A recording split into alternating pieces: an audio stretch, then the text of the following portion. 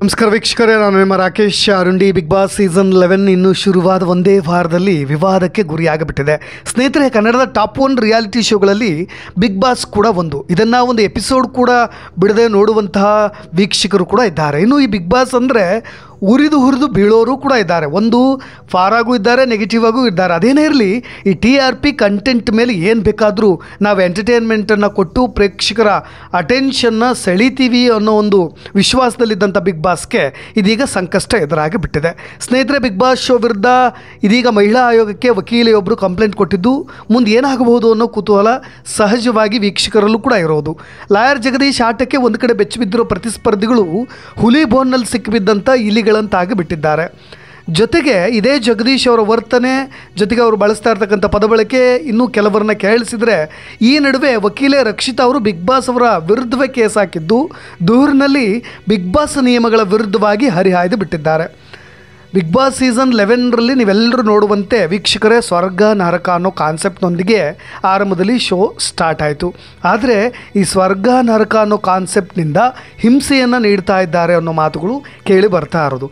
ಭಾರತದ ನಾಗರಿಕರನ್ನ ಖಾಸಗಿ ವ್ಯಕ್ತಿಗಳು ಬಂಧನದಲ್ಲಿರಿಸುವ, ಅಂದರೆ ಈ ಜೈಲಿನಲ್ಲಿ ಇಡೋ ಕಾನ್ಸೆಪ್ಟ್ ಇಲ್ಲವೇ ಇಲ್ಲ. ಆ ಹಕ್ಕು ಕೂಡ ಖಾಸಗಿ ವ್ಯಕ್ತಿಗಳಿಗೆ ಇರೋದಿಲ್ಲ. ಪ್ರಸ್ತುತ ಪ್ರಸಾರವಾಗ್ತಾ ಇರೋ ಈ ಕಾರ್ಯಕ್ರಮದಲ್ಲಿ ಪುರುಷ ಮತ್ತು ಮಹಿಳೆಯರನ್ನ ಒಂದು ಜೈಲಿನ ರೂಪದಲ್ಲಿರ್ತಕ್ಕಂಥ ಒಂದು ಸೆಲ್ ಮಾಡಿ ಆ ಕೊಠಡಿಯಲ್ಲಿ ನೂರಾರು ಕ್ಯಾಮ್ರಾಗಳಲ್ಲಿ ಇದೆಲ್ಲವೂ ಕೂಡ ರೆಕಾರ್ಡ್ ಆಗುವಂತೆ ಅಕ್ರಮ ಬಂಧನದಲ್ಲಿ ಇರಿಸಲಾಗಿದೆ. ಈ ರೀತಿ ಮಾಡೋದು ಅವರ ಖಾಸಗಿತನಕ್ಕೆ ಧಕ್ಕೆಯಾಗುತ್ತೆ. ಜೊತೆಗೆ ಹೆಣ್ಣು ಮಕ್ಕಳು ಕೂಡ ಒಂದೇ ಸೆಲ್ನಲ್ಲಿರೋದು, ಪುರುಷ ಕಂಟೆಸ್ಟೆಂಟ್ಸ್ಗಳು ಜೊತೆಗೆ ಹೆಣ್ಣು ಮಕ್ಕಳು ಕೂಡ ಒಂದೇ ಸೆಲ್ನಲ್ಲಿರೋದ್ರಿಂದ ಅವರ ಸೆನ್ಸಿಟಿವ್ ಇಶ್ಯೂಗಳಿಗೂ ಕೂಡ ಧಕ್ಕೆಯಾಗುತ್ತೆ ಅನ್ನೋದನ್ನು ಕೂಡ ಈ ಮಹಿಳಾ ವಕೀಲೆಯಾಗಿರ್ತಕ್ಕಂಥ ರಕ್ಷಿತಾ ಅವರು ಉಲ್ಲೇಖ ಮಾಡಿರೋದು. ಜೊತೆಗೆ ಸ್ನೇಹಿತರೆ, ಈ ಶೋವನ್ನು ನೀವು ಬಿಟ್ಟು ಬಿಡದಂತೆ ಪ್ರತಿ ಎಪಿಸೋಡ್ಗಳನ್ನು ನೋಡಿದರೆ ಗೊತ್ತಾಗುತ್ತೆ. ಈ ಸ್ಪರ್ಧಿಗಳಿಗೆ ಕೇವಲ ಗಂಜಿಯನ್ನು ಆಹಾರವಾಗಿ ನೀಡಲಾಗ್ತಾ ಇದೆ. ಅಂದರೆ ಯಾರು ನರಕವಾಸಿಗಳಾಗಿ ಇದ್ದಾರೋ, ಆ ನರಕದ ಸೆಲ್ನಲ್ಲಿದ್ದಾರೋ ಅವರಿಗೆ ಗಂಜಿಯನ್ನು ಆಹಾರವಾಗಿ ನೀಡಲಾಗ್ತಾ ಇದೆ. ಅದು ಸಂವಿಧಾನದ ಪ್ರಕಾರ ನಾಗರಿಕರಿಗೆ ಪೌಷ್ಟಿಕ ಆಹಾರವನ್ನು ಕೊಡದೇ ಇರೋದು ಕೂಡ ಅಫೆನ್ಸ್ ಆಗುತ್ತೆ.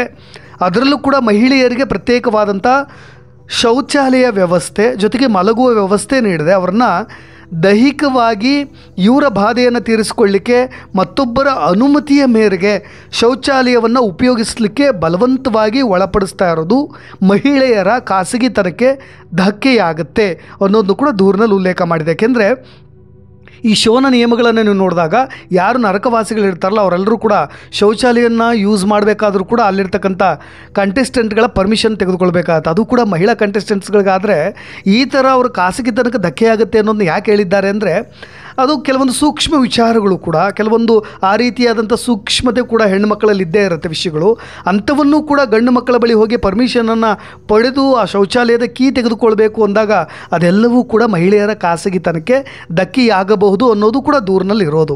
ಸ್ನೇಹಿತರೆ, ಬಿಗ್ ಬಾಸ್ ಸೀಸನ್ 11 ಕಾರ್ಯಕ್ರಮದಲ್ಲಿ ಸ್ಪರ್ಧಿಗಳೊಂದಿಗೆ ಕಾನೂನುಬದ್ಧವಾಗಿ ಒಪ್ಪಂದ ಮಾಡಿಕೊಂಡೇ ಆರಂಭದಲ್ಲಿ ಸೈನ್ ಹಾಕಿಸ್ಕೊಂಡು ಒಳಗೆ ಇದೇ ಕಾರ್ಯಕ್ರಮದ ಸ್ಪರ್ಧಿಗಳಾಗಿ ಕಂಟೆಸ್ಟೆಂಟ್ಸ್ಗಳಾಗಿ ಕರೆದುಕೊಂಡಿರೋದು. ಆದರೆ ಈ ರೀತಿಯಾದಂಥ ನಿರ್ಬಂಧಗಳನ್ನು ಹೇರ್ತಾ ಇರೋದು ಸಂವಿಧಾನ ಬಾಹಿರವಾಗಿದೆ ಅಂತ ಹೇಳಿ ಉಲ್ಲೇಖ ಮಾಡ್ತಾ, ಜೊತೆಗೆ ಮಾನವ ಹಕ್ಕುಗಳ ಉಲ್ಲಂಘನೆ ಆಗುತ್ತೆ ಕೂಡ ಅಂತ ಹೇಳಿ ಅಭಿಪ್ರಾಯವನ್ನು ಪಟ್ಟಿದ್ದಾರೆ.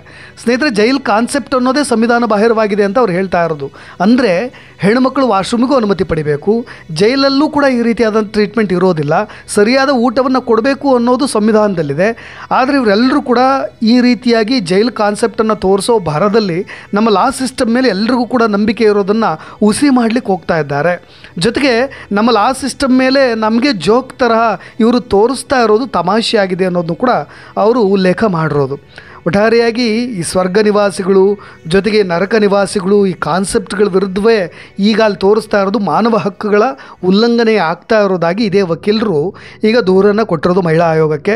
ಇದರ ವಿರುದ್ಧವಾಗಿ ಮಹಿಳಾ ಆಯೋಗ ಹೇಗೆ ಈ ಕೇಸನ್ನು ಪರಿಗಣಿಸುತ್ತೆ, ಈ ಅರ್ಜಿನ ಹೇಗೆ ಸ್ವೀಕರಿಸುತ್ತೆ, ಜೊತೆಗೆ ಏನೆಲ್ಲ ಕ್ರಮಗಳನ್ನು ತೆಗೆದುಕೊಳ್ಳುತ್ತೆ ಅನ್ನೋದು ಕೂಡ ಭಾಳಷ್ಟು ಜನರು ಭಾಳ ಕುತೂಹಲದಿಂದ ಎದುರು ನೋಡ್ತಾ ಇದ್ದಾರೆ.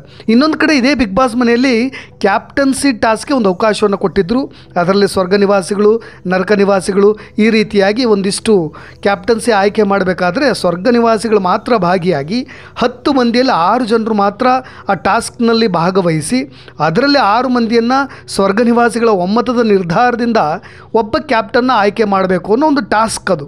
ಸಹಜವಾಗಿ ಯಾರೆಲ್ಲ ವೀಕ್ಷಕರಿದ್ದೀರಿ ಅದು ಬೇಗ ಕನೆಕ್ಟ್ ಆಗುತ್ತೆ ಅಂತ ನಾನು ಭಾವಿಸ್ತೀನಿ. ವೋಟಿಂಗ್ ಆಧಾರದ ಮೇಲೆ ಸ್ಪರ್ಧಿಗಳನ್ನು ಆಯ್ಕೆ ಮಾಡೋಣ ಅನ್ನೋ ನಿರ್ಧಾರಕ್ಕೆ ಎಲ್ಲರೂ ಬರ್ತಾರೆ. ಆದರೆ ಲಾಯರ್ ಜಗದೀಶ್ ಅವರು ತಕ್ಷಣಕ್ಕೆ ಕೋಪಕ್ಕೊಳಗಾಗ್ತಾರೆ. ಉಗ್ರಂ ಮಂಜು ಅವ್ರ ವಿರುದ್ಧ ಸಿಡಿದು ಹೇಳ್ತಾರೆ. ಮಾತಿಗೆ ಮಾತು ಬೆಳೀತಾ ಹೋಗುತ್ತೆ. ನಿನ್ನ ಸಿನಿಮಾದಲ್ಲಿ ಮಾತ್ರ ಉಗ್ರಂ ಮಂಜು, ನಿಜ ಜೀವನದಲ್ಲಿ ನಾನು ನಿನಗೆ ಎಷ್ಟು ಉಗ್ರ ಅನ್ನೋದನ್ನ ತೋರಿಸ್ತೀನಿ ಅಂತ ಹೇಳಲಿಕ್ಕೆ ಹೋಗ್ತಾರೆ. ನಂತರವಾಗಿ ಹೆಚ್ಚಿನ ಉತ್ತರ ಕೊಡಲಿಕ್ಕೆ ಹೋದಾಗ ಬಾಯಿ ತಪ್ಪಿ ಇದೇ ಉಗ್ರ ಮಂಜು ಅವರು ಇಲ್ಲ ಬ್ರೋ ಅಂತ ಹೇಳಿಬಿಡ್ತಾರೆ. ಅದನ್ನು ಇವರು ಬ್ರಾ ಅನ್ನೋ ರೀತಿಯಾಗಿ ಮಾತನಾಡಿ ನಾನು ಬ್ರಾ ಪ್ಯಾಂಟೀಸ್ ಎಲ್ಲವನ್ನೂ ನೋಡಿದ್ದೀನಿ, ನನ್ನ ಹೆಂಡತಿ ಹಾಕೋದು ಇದನ್ನೇ ಅಂತ ಜಗದೀಶ್ ಅವರು ಹೇಳಿಬಿಡ್ತಾರೆ. ಇದು ಮನೆಯವರ ಅಸಮಾಧಾನಕ್ಕೆ ಕಾರಣವಾಗಿದ್ದಲ್ಲದೆ ವೀಕ್ಷಕರಲ್ಲೂ ಕೂಡ ಒಂದಿಷ್ಟು ಮುಜುಗರವನ್ನು ಕೂಡ ಉಂಟು ಮಾಡಿದೆ. ನಿಜವಾಗಲೂ ಇದು ಒಳಗಿನ ಅಭ್ಯರ್ಥಿಗಳಿಗೆ ಅಂದರೆ ಸ್ಪರ್ಧಾಳುಗಳಿಗೆ ಇನ್ಸೆಕ್ಯೂರ್ ಕೂಡ ಫೀಲ್ ಆಗ್ತಾ ಇದೆಯಂತೆ. ಅದನ್ನು ಅಲ್ಲಿರ್ತಕ್ಕಂಥ ಕಂಟೆಸ್ಟೆಂಟ್ ಆಗಿದ್ದಂಥ ಭವ್ಯ ಗೌಡ ಅವರೇ ಹೇಳಿಬಿಟ್ರು. ಅದೇನೇ ಇರಲಿ, ಒಂದಿಷ್ಟು ಕುತೂಹಲಗಳು ಸಹಜವಾಗಿ ಮನೆ ಮಾಡಿದೆ. ಯಾಕೆಂದರೆ ಆರಂಭದಲ್ಲೇ ಈ ರೀತಿಯಾಗಿ ಸಂಕಷ್ಟ ಎದುರಾಗ್ಬಿಡ್ತು ಅಂತ. ಹಳೆಯ ಸೀಸನ್ಗಳನ್ನು ನಾವು ಗಮನಿಸಿದಾಗ ಒಂದಿಲ್ಲೊಂದು ವಿವಾದಗಳಿಂದ ಬಿಗ್ ಬಾಸ್ ಸೀಸನ್ ಗುರಿ ಆಗ್ತಾ ಇರುತ್ತೆ. ಯಾಕೆಂದರೆ ವರ್ತೂರು ಸಂತೋಷ್ ಅವರು ಕೂಡ ಇದೇ ಬಿಗ್ ಬಾಸ್ ಮನೆಯಿಂದ ಹೊರಗೆ ಬಂದು ಜೊತೆಗೆ ಜೈಲು ವಾಸವನ್ನು ಅನುಭವಿಸಿ ಮತ್ತು ಒಳ ಹೋಗಿದ್ದರು. ಅದೇ ರೀತಿಯಾಗಿ ಈ ಬಾರಿಯೂ ಕೂಡ ಇದೇ ರೀತಿಯಾದಂಥ ವಿವಾದಕ್ಕೆ ಏನಾದರೂ ಗುರಿ ಆಗಿಬಿಡುತ್ತಾ ಅನ್ನೋ ಮಾತುಗಳು ಕೂಡ ಕೇಳಿ ಬರ್ತಾ ಇರೋದು. ಇನ್ನೊಂದು ಕಡೆ ಇವತ್ತು ವೀಕೆಂಡ್ ಜೊತೆಗೆ ಇದೇ ಬಿಗ್ ಬಾಸ್ ಸೀಸನ್ 11ನ ಒಂದಿಷ್ಟು ಕಂಟೆಸ್ಟೆಂಟ್ಸ್ಗಳಿಗೆ ಒಂದಿಷ್ಟು ಪಾಠವನ್ನು ಹೇಳಲಿಕ್ಕೆ ವಾರದ ಕತೆ ಅಂತ ಹೇಳಿ ಎಲ್ಲ ಈ ಸುದೀಪ್ ರವರು ಬಂದು ನಿಂತ್ಕೊಂಡು ಎಲ್ಲ ವಾರದ ಎಲ್ಲ ಎಪಿಸೋಡ್ಸ್ಗಳನ್ನು ಅಬ್ಸರ್ವ್ ಮಾಡಿ ಒಂದಿಷ್ಟು ಮಾತುಗಳನ್ನು ಸಲಹೆಗಳನ್ನು ಕೊಡೋ ಒಂದಿಷ್ಟು ಕಾನ್ಸೆಪ್ಟ್ ಇದರಲ್ಲಿದೆ ಅನ್ನೋದು ನಿಮಗೂ ಕೂಡ ಗೊತ್ತೇ ಇದೆ. ಆದರೆ ಈ ಬಾರಿ ಅಂದರೆ ಹಿಂದಿ ಬಿಗ್ ಬಾಸ್ ಸೀಸನ್ 10ರಲ್ಲಿ ನಡೆದಂಥ ಘಟನೆ ಇಲ್ಲೂ ಕೂಡ ರಿಪೀಟ್ ಆಗುತ್ತಾ ಅಂತ. ಅಂದರೆ ಬಿಗ್ ಬಾಸ್ ಸೀಸನ್ 10 ಹಿಂದಿಯಲ್ಲಿ ಪ್ರಿಯಾಂಕಾ ಜಗ್ಗಾ ಅನ್ನೋರು ಇದೇ ಬಿಗ್ ಬಾಸ್ ಶೋ ನನ್ನ ಲೆವೆಲ್ಗೆ ಅಲ್ವೇ ಅಲ್ಲ ಅಂತೇಳಿ ಟೀಕೆ ಮಾಡಿದ್ರಂತೆ, ಕಿಂಡಲ್ ಮಾಡಿದ್ರಂತೆ. ಅದಕ್ಕೆ ಸಲ್ಮಾನ್ ಖಾನ್ ಅವರು ನೇರವಾಗಿ ಮನೆಯಿಂದ ಹೊರ ಹಾಕಿದ್ರಂತೆ. ಜೊತೆಗೆ ಕಲರ್ಸ್ ವಾಹಿನಿಯ ಜೊತೆಗೆ ಅವ್ರು ಏನಾದರೂ ಕೆಲಸ ಮಾಡಿದ್ರೆ ನಾನು ಈ ಕಲರ್ಸ್ ಜೊತೆಗಿನ ಸಂಬಂಧವನ್ನೇ ಕಳೆದುಕೊಳ್ತೀನಿ ಅಂತ ಹೇಳಿಬಿಟ್ಟಿದ್ರಂತೆ. ತಕ್ಷಣವೇ ಪ್ರಿಯಾಂಕಾ ಅವ್ರನ್ನ ಎಲಿಮಿನೇಟ್ ಮಾಡಲಾಗಿತ್ತು. ಈ ಬಾರಿಯೂ ಕೂಡ ಕನ್ನಡದಲ್ಲೂ ಬಿಗ್ ಬಾಸ್ಗೆ ಅವಮಾನ ಮಾಡ್ತಾ ಇರ್ತಕ್ಕಂಥ ಘಟನೆಗಳು ನಡೀತಾ ಇವೆ. ಜಗದೀಶ್ ಅವರು ಬಿಗ್ ಬಾಸ್ ಕಿತ್ತೋಗಿರೋ ಪ್ರೋಗ್ರಾಮ್ ಬಿಗ್ ಬಾಸ್ನೇ ಖರೀದಿ ಮಾಡಿಬಿಡ್ತೀನಿ, ನನ್ನ ಎದುರು ಹಾಕ್ಕೊಂಡು ಬಿಗ್ ಬಾಸ್ ನಡೆಸ್ತೀರಾ ಅಂತ ಹೇಳಿ ಪ್ರಶ್ನೆ ಮಾಡಿಬಿಟ್ಟಿದ್ದಾರೆ. ಹಾಗಾಗಿ ಮನೆಯಲ್ಲಿ ಇದ್ಕೊಂಡೇ ಸ್ಪರ್ಧಿಗಳ ವಿರುದ್ಧವಾಗಿ ಜೊತೆಗೆ ಬಿಗ್ ಬಾಸ್ ವಿರುದ್ಧವಾಗಿ ಈ ರೀತಿ ಮಾತನಾಡ್ತಾ ಇರ್ತಕ್ಕಂಥ ಜಗದೀಶ್ ಅವ್ರನ್ನ ಸುದೀಪ್ ನೇರವಾಗಿ ಎಲಿಮಿನೇಟ್ ಮಾಡಿಬಿಡಲಿ ಅನ್ನೋ ಮಾತುಗಳು ಕೂಡ ಕೇಳಿ ಬರ್ತಾ ಇರೋದು. ಅದೇ ರಿಪೀಟ್ ಆಗಿಬಿಡ್ತಾ ಹಿಂದಿಯ ಬಿಗ್ ಬಾಸ್ ಸೀಸನ್ನಲ್ಲಿ ನಡೆದಂಥ ಘಟನೆ ಇಲ್ಲೂ ಕೂಡ ರಿಪೀಟ್ ಆಗುತ್ತಾ ಅನ್ನೋ ಒಂದಿಷ್ಟು ಕುತೂಹಲಗಳು ಎಲ್ಲರಲ್ಲೂ ಕೂಡ ಮನೆ ಮಾಡೋದು. ಸ್ನೇಹಿತರೆ, ಇದು ಬಿಗ್ ಬಾಸ್ ಕಾರ್ಯಕ್ರಮದ ಒಂದಿಷ್ಟು ಸಣ್ಣ ಪುಟ್ಟ ವಿವಾದಗಳು, ಆರೋಪಗಳು, ಅವಾಂತರಗಳು ಇಷ್ಟೆಲ್ಲ ನಡೀತಾ ಇರುತ್ತೆ. ಆದರೆ ಇದನ್ನು ತುಂಬ ಎಂಜಾಯ್ ಮಾಡುವಂಥ ಪ್ರೇಕ್ಷಕರು ಕೂಡ ಇದ್ದಾರೆ, ಒಂದಿಷ್ಟು ವಿರೋಧಿಸುವವರು ಇದ್ದಾರೆ. ನೋಡೋಣ ಏನೆಲ್ಲ ಆಗಬಹುದು ಅಂತ. ಮಹಿಳಾ ವಕೀಲೆ ಕೊಟ್ಟಿರ್ತಕ್ಕಂಥ ಕಂಪ್ಲೇಂಟ್ ವಿರುದ್ಧವಾಗಿ ಏನೆಲ್ಲ ಕ್ರಮವನ್ನು ತೆಗೆದುಕೊಳ್ಬೋದು ಅನ್ನೋ ಕುತೂಹಲದೊಂದಿಗೆ ಇದೇ ರೀತಿಯಾದಂಥ ವಿಷಯಗಳೊಂದಿಗೆ ಮತ್ತೆ ಬರ್ತೀನಿ. ನಾನು ರಾಕೇಶ್ ಶಾರುಂಡಿ, ಧನ್ಯವಾದ.